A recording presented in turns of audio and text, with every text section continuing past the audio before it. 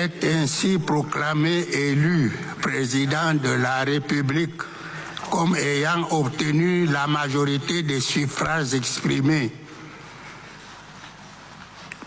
Le candidat Biya Paul.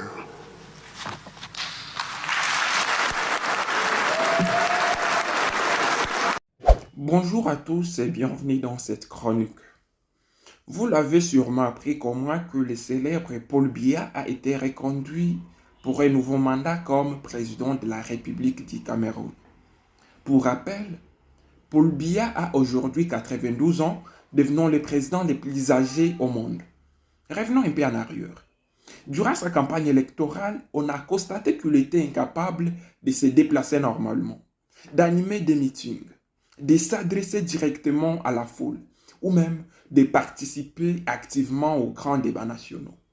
Mais franchement, le malaise qui plane sur l'Afrique devient de plus en plus préoccupant. Et moi, je me demande une chose.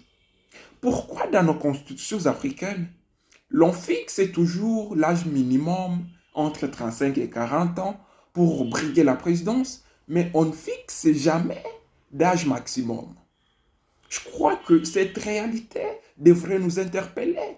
À 90 ans, on est naturellement diminué physiquement et mentalement. On est incapable de diriger efficacement, de participer aux grands forums internationaux, de prendre des décisions rapides en cas de crise. La réalité, c'est que le pouvoir est désormais exercé dans un cercle ou par un cercle rapproché.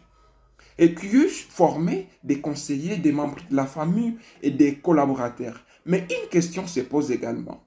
Est-ce que ce cercle rapproché a le mandat du peuple? Est-il redevable devant le peuple? Mais non.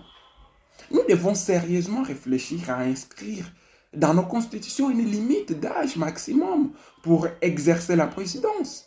Peut-être 70 ou 75 ans.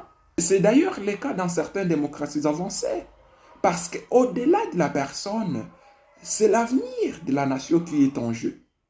Un pays ne peut être dirigé par procuration, mais non. Le peuple mérite un leader pleinement capable d'assumer ses fonctions. Mais en Afrique, non. Tout ce qu'il y a comme insolite, il faut désormais le trouver en Afrique. Mais non,